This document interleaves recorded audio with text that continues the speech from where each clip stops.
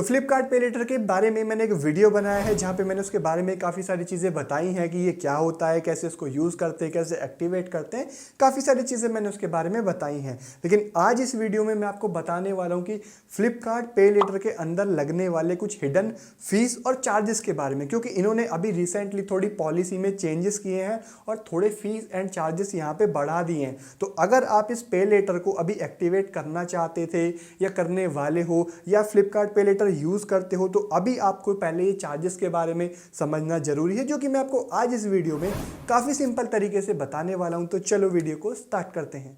तो सबसे पहले हम लोग स्टार्ट करते हैं एक्टिवेशन से कि अगर आप फ्लिपकार्ट पे लेटर को एक्टिवेट करते हो तो क्या आपको एक्टिवेट करने की भी कोई फीस देनी होगी? तो इसका आंसर है नहीं, आपको एक्टिवेट करने की कोई भी फीस नहीं देनी है। लेकिन जब आप उसको एक्टिवेट कर लोगे ना, फिर आपको पर मंथ फीस उसकी ज़रूर देनी है। अब पर मंथ फीस आपको कितनी देनी है, देखो ये आपकी लिमिट के ऊपर डिपेंड करता है। कैसे?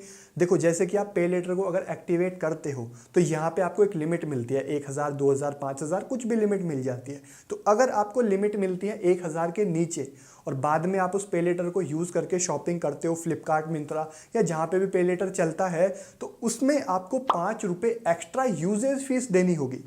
और अगर आपको लिमिट मिलती है 1000 से 3000 तक के बीच में, तो आपको 10 रुपये एक्स्ट्रा यूजेज फीस देनी होगी। और अगर आपको लिमिट मिलती है 3000 से ऊपर, फिर आपको कितनी भी लिमिट मिले, आपको 15 रुपये एक्स्ट्रा यूजेज फीस देनी होगी।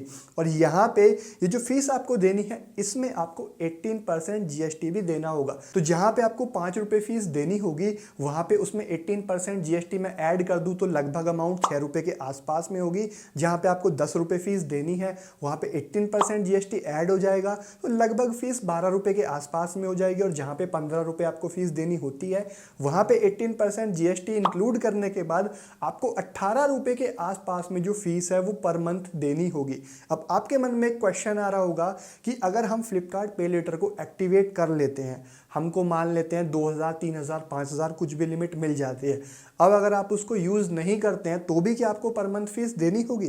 तो देखो इसके लिए मैंने फ्लिपकार्ट से कांटेक्ट किया, उनसे पूछने की कोशिश करी, तो उनके पास कुछ क्लियर आंसर नहीं था। उन्होंने बोला कि अभी हमारे पास इससे रिलेटेड कंफर्म इंफॉर्मेशन नहीं है। फिर मैंने फ्लिपकार्ट की टर्म्स एंड कंडीशन में देखा, तो यहाँ पे अगर आप एक्टिवेट कर लेते हो पे लेटर को, अगर यूज़ नहीं करोगे तो ये फीस आपको तब नहीं देनी होगी, जब आप यूज़ करोगे तभी आपको ये फीस देनी है। अब एक चीज और मैं यहाँ पे इंक्लूड कर दूं कि पहले पे लेटर में क्या होता था कि आपको जो अमाउंट है वो यूज करने पे फीस डिपेंड होती थी। लेकिन अभी क्या है कि मान लेते हैं आपने पे लेटर एक्टिवेट किया, उसमें आपको 5000 की लिमिट मिली और उसमें से आप सिर्फ 500 रुपये भी यूज करोगे ना, तो आपको जो लिमिट का क्राइटेरिया वो 3000 से ऊपर है, तो यहाँ पे आपको 15 रुपये प्लस 18% जीएसटी जो कि 18 रुपये के आसपास में होता है, वही जो फीस है यहाँ पे देनी होगी। मेरे को जो लिमिट है वो 5000 रुपये की मिली हुई है। अपना एग्जांपल देके मैं आपको यहाँ पे दिखा देता हूँ, मैंने 800 के आसपास में लिमिट यूज़ की थी, तो 18 रुपये के आसपास में उसमें जो एक्स्ट्रा चार्ज है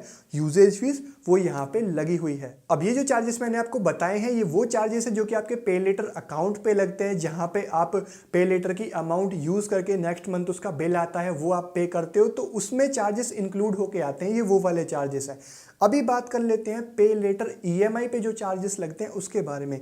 अगर आप फ्लिपकार्ट के पे लेटर से ईएमआई पे कोई चीज़ खरीदते हो, फ्लिपकार्ट से फ़ोन, लैपटॉप, कोई भी चीज़ अगर आप खरीदते हो, तो उस पर क्या चार्जेस लगेंगे? देखो आपको मिनिमम 100 रुपीज़ प्रोसेसिंग फीस या 1.5% आप जो भी अमाउंट का प्रोडक्ट खरीदते हो इतना आपको प्रोसेसिंग फीस देना होगा। सिंपल है, आप जितने का भी प्रोडक्ट लेते हो उसमें 1.5% निकाल लो, कितनी अमाउंट होती है। फॉर एग्जांपल कि 10,000 रुपये का कोई फ़ोन या कुछ भी आप खरीद रहे हो, उस पर 1.5% निकालोगे तो अमाउंट आती है 150 रुपीज़। तो यहाँ पे आपको 150 rupees as a processing fee देनी होगी।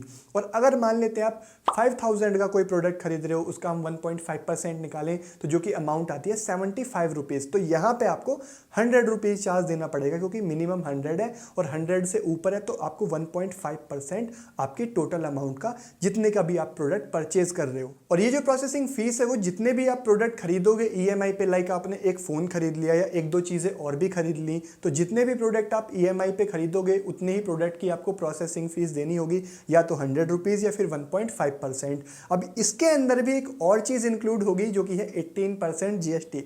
लाइक कि अगर आपको 100 रुपीज़ प्रोसेसिंग फीस देनी है तो उसमें 18% जीएसटी और इंक्लूड होगा, वो आपकी टोटल अमाउंट ₹118 हो जाएगी और जो भी अमाउंट का प्रोडक्ट परचेज करते हो उस पर 1.5% जितनी भी निकल के आएगी अमाउंट, उसमें 18% जीएसटी और आपको इंक्लूड करना होगा। तो वो आपके ये थोड़े एक्स्ट्रा चार्जेस यहाँ पे हो जाते हैं। अभी इसमें एक और चीज़ मैं आपको बता दूँ फ्लिपकार्ट पे लेटर के बारे में, अगर आप ईएमआई पे कोई भी चीज़ खरीदते हो ना, नोटिस करने वाली चीज़ ये है कि यहाँ पे इंटरेस्ट रेट काफ़ी ज़्यादा है। अगर आप किसी भी बैंक के क्रेडिट कार्ड या इवन डेबिट कार्ड ईएमआई से भी कंपेयर करोगे तो यहाँ पे इंटरेस्ट रेट काफ़ी ज़्यादा है। अब ये सब चार्ज सुन के कि एक्टिवेट करने पे, पर मंथ यूज़ करने पे भी चार्ज देना होगा, ईएमआई पे कुछ खरीदते हैं तो वहाँ पे भी आपको प्रोसेसिंग फीस देनी होगी। अब आपके मन में दो चीज़ें होंगी कि अगर आप पे लेटर को एक्टिवेट करने वाले थे तो शायद आप नहीं करोगे, और अगर आप ऑलरेडी एक्टिवेट कर चुके हो या यूज़ करते हो तो अभी आप सोच रहे होगे कि मैं क्या इसको बंद कर दूं। अगर आप बंद करना चाहते हो तो फ्लिपकार्ट पे लेटर को क्लोज़ कैसे करना है उसके लिए भी मैंने वीडियो बनाया हुआ है पूरा, उसका लिंक आपको नीचे डिस्क्रिप्शन में मिल जाएगा, तो वहाँ से आप वो वीडियो देख के पे लेटर क्लोज भी कर सकते हो। अब यहाँ पे मैं आपको एक अपना सजेशन बता देता हूँ कि अगर देखो आपके पास किसी भी बैंक का कोई भी क्रेडिट कार्ड है तो आपको कभी भी किसी भी पे लेटर की ज़रूरत नहीं है, चाहे वो फ्लिपकार्ट का हो, अमेजोन का हो, या किसी भी पे लेटर की ज़रूरत नहीं है, क्योंकि जो फैसिलिटीज़ आपको पे लेटर में मिलती हैं वो ऑलरेडी आपको क्रेडिट कार्ड में मिल रही होती हैं और वहाँ पे आपको कुछ एक्स्ट्रा चार्जेस भी नहीं पे करने होते हैं। वहाँ पे आपको या तो ज्वाइनिंग फीस देनी होती है, और वैसे भी अब बहुत सारे क्रेडिट कार्ड जो है वो लाइफ टाइम फ्री मिल जाते हैं। तो ऐसे में आपके पास कोई क्रेडिट कार्ड है तो पे लेटर की ज़रूरत नहीं है, और क्रेडिट कार्ड नहीं है तो आप पे लेटर के बारे में सोच सकते हो। तो होपफुली आपको ये वीडियो सिंपल तरीके से मैंने बताया है, समझ आया होगा, अच्छा लगा होगा। लगा है तो भाई लाइक ज़रूर कर देना, चैनल पर तो सब्सक्राइब करके बेल आइकन प्रेस कर देना ऐसी और इन्फॉर्मेटिव वीडियोज़ के लिए। और आप चाहो तो मुझे इंस्टाग्राम पे भी फॉलो कर सकते हो, उसका लिंक आपको नीचे डिस्क्रिप्शन में मिल जाएगा। मैं मिलता हूँ आपसे एक नई वीडियो में, तब तक के लिए थैंक यू, बाय बाय।